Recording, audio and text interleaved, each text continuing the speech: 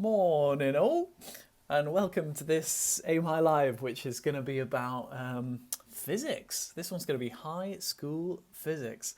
And yeah, for those who it's first time joining, you can ask questions whenever you want and just steer the way this goes. So if you're confused about anything, or if there's some interesting idea that you've had, or something that you've always wanted to know about, throw it in, and I'll have a go at answering it for you. And yeah, today is going to be about high school physics, electricity, circuit, and symbols. Tirawawa says, "Hi, I'm here and don't know what's going on." Okay, right, everybody ready? We're going to start again, but we're going to do it quite quickly. This is going to be the quickest I've ever explained current and voltage. Here we go.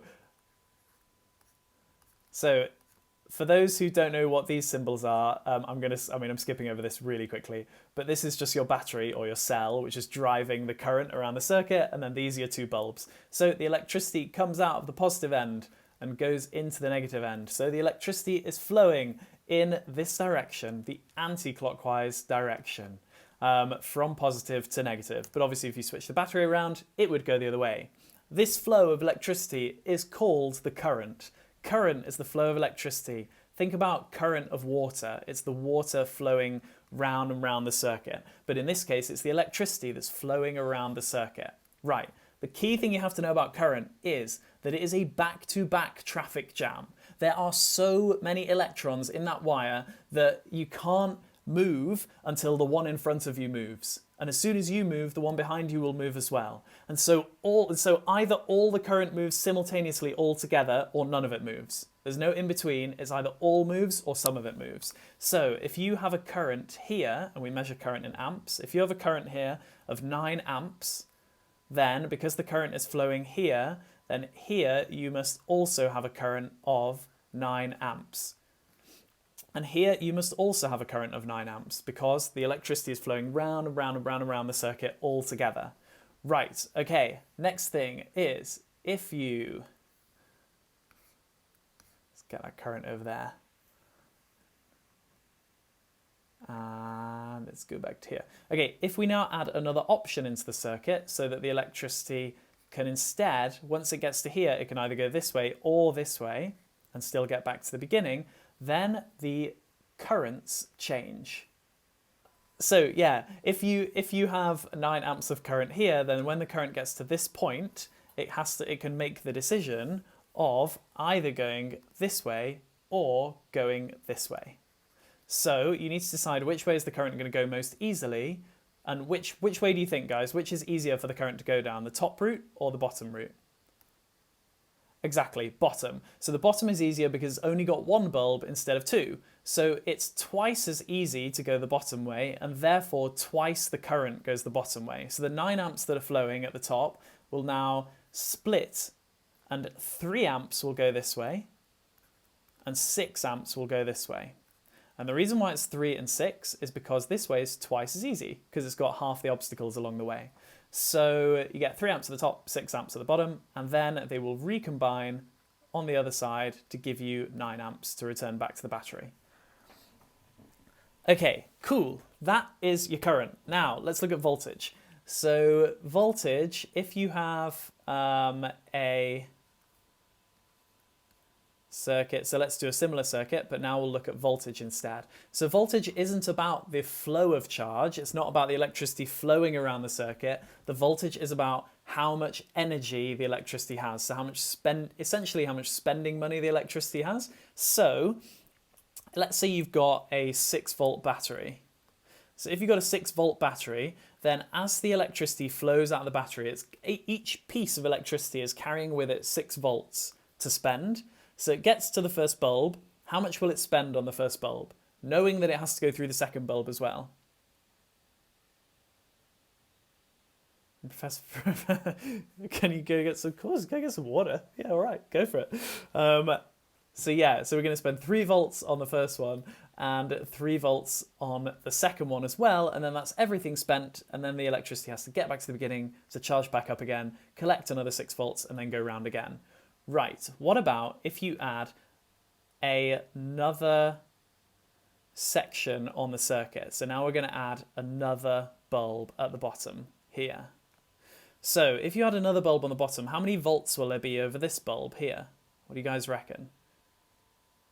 So Venerable Sugar saying 6, Prime Maple saying 6, Xenon 904 is saying 6 as well. Brilliant. I'm really glad to see that you're catching on. Posy Joe has put like a cat with sunglasses, so I can't really see that. And 6, exactly. It's going to be 6. So you're going to get 6 volts going this way because the electricity has 6 volts to spend. And so as it's going around the circuit, it will, if it chooses to go this way, then it could spend all 6 volts here before it can then return to the battery. So think of voltage as like it's the energy that it's able to spend on each obstacle along the way.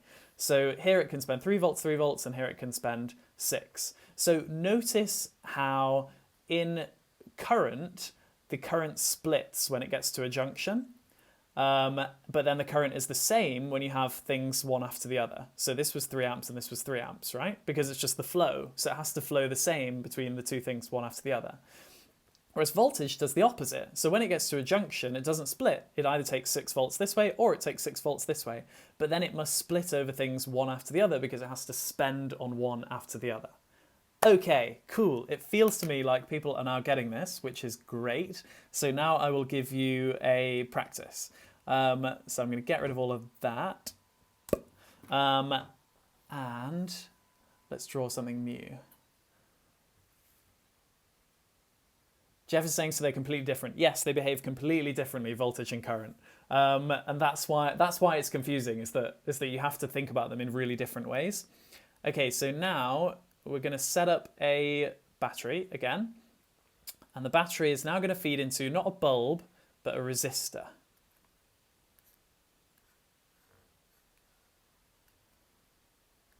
So resistors are like a bulb in the sense that they're just making it harder for the electricity to flow through. But a resistor will have a reading on it to tell you how hard it is for the electricity to go through. So this is a 2, and the unit is ohms, but don't worry too much about that. So this is a 2 resistor, and this is a 4. So this one here is doubly as hard to get through as this one.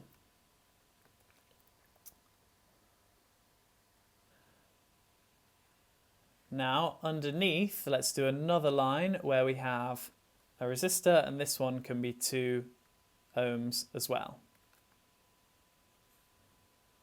So let's say that we have a battery that has 12 volts being supplied. Now, what will be the voltage here? Number 1, what will be the voltage over this resistor?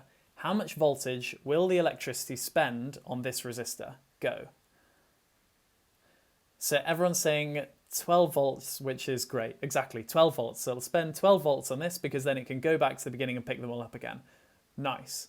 Okay, so how much will be the voltage over number 2? And what will be the voltage over number 3?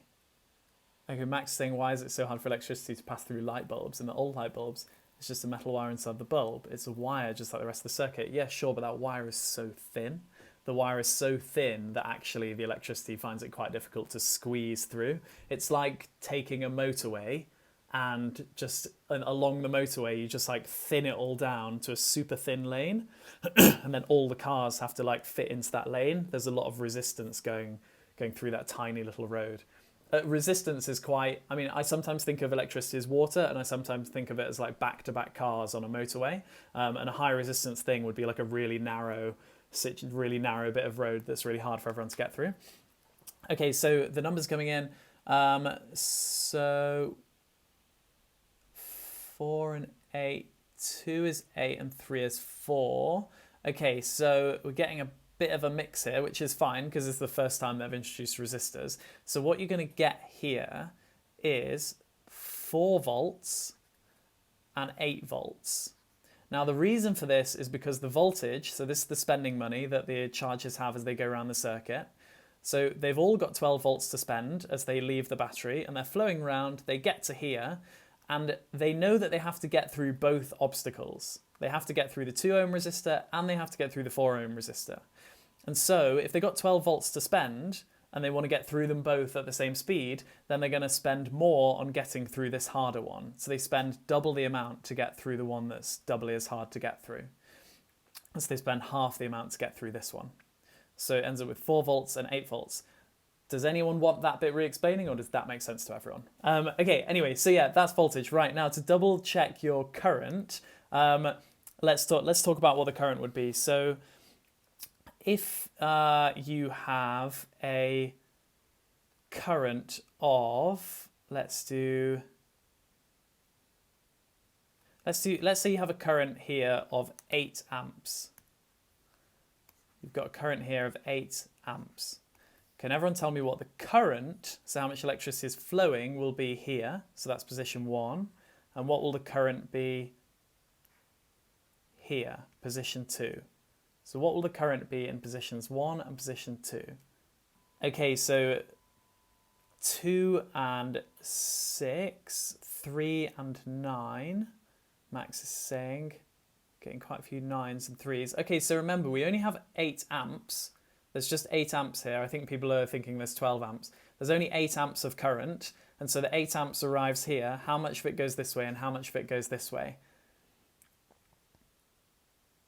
Okay, people are correcting their answers now and saying, yeah, exactly. So you'll get 2 amps going this way and 6 amps going this way. 6 amps going this way because it's 3 times easier to go this way because the total resistance here is 6. So it's a 2 and a 4, which means that overall, this resistance here is 6 ohms on this circuit. So this one it's comparing 6 with 2, and it's like, well, that's 3 times harder, this is 3 times easier, so 3 times as much current goes this way, 6 amps and 2 amps. Okay, so I just wanted to really quickly talk to you about the 2 components that measure these things. So you've got this component which measures your current, and you've got this component that measures your voltage. So this one is called, does anyone know what these 2 components are called that measure current and measure voltage? What do you guys reckon? Yeah, so ammeter for the one that measures current. And for the one that measures voltage, it's voltmeter. Nice. Right, okay, now since we've just talked so much about what current and voltage are, I thought it made sense to just really quickly explain to you what the components are rather than finishing now. So I'm sorry that I'm going to run like a couple of minutes over just to show you what these are. So current, as we were talking about, it's this flow of water, or it's this flow of cars, whatever you like to imagine it as, going around and around the circuit. So in order to measure the current, all you need to do if you have, so let's say that, let's go over here. Oh, let's leave it a little bit on, there we go. So let's say that this is your circuit here. So you've just got your battery and your bulb. If you want to measure the current, then all you have to do is just stick an ammeter anywhere in the circuit, and that will measure how quickly, like a water mill measuring water going past, it will just measure how quickly the current is flowing. So an ammeter, you stick it right in the circuit, in the water, and it flows round and around. The water mill flows round and around. The ammeter is like a spinning water mill, checking how fast the current is going past, right? And Jeff is asking if the ammeter affects the current a tiny bit. It affects it a tiny bit, but you pretend that an ammeter has 0 resistance. So you pretend that it just allows the current to keep flowing, just in the same way that a water mill will barely slow down the flow of water if it's a perfect water mill. So the perfect ammeter does not affect the current at all. But good question. Right, okay, now a voltmeter, if you wanted to measure the voltage over this bulb, then you'd do it differently. Does anyone know how you'd measure the voltage? Okay, so Jeff is saying get electrocuted and then guess no. Japan Maple saying in parallel. And Get Out of the Freezer is saying goes like around the bulb. Exactly, so you've probably seen this in school where it goes around it like this. Now, the reason for that is that I want you to imagine the voltmeter as being like the gates of a castle. It's not something that is measuring how quickly the current flows. It's doing a different job. It's measuring how much the voltage wants to push. Like how much is the voltage able to try and push? How much is it able to potentially spend? So what happens is the electricity flows along here and it either goes this way or it goes this way. But if it goes this way, it arrives at this big castle gate, which is the voltmeter. And the voltmeter does not let any current through at all.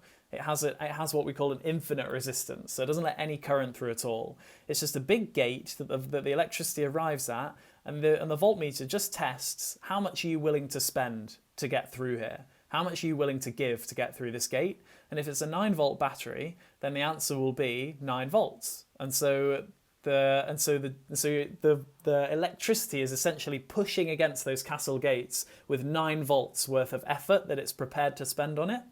And as soon as and it won't spend any more than 9 volts, and so 9 volts is all that the voltmeter can measure.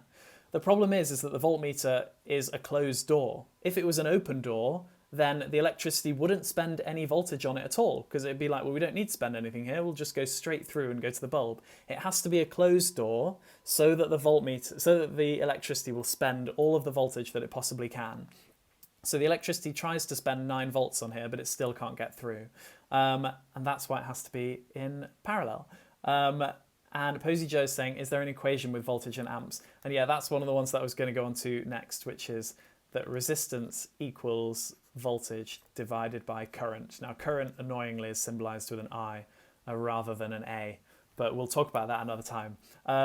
Anyway, cool. Okay, I'm going to stop there, but thanks so much for coming along to this one. I'd be really interested to know, how much do you feel, if you felt a bit lost with electricity before, how much do you feel this helped you to understand electricity better? Do you feel like the pace was the right kind of pace, or do you feel like it was too slow or too quick? And I feel like it was maybe too quick at the beginning, but I slowed down. But what do you think? I would love to know if you think it was too slow, too fast, or if it helped you. That would be great to know, so that I can plan in the future. Because I think for this one I planned a little bit too much.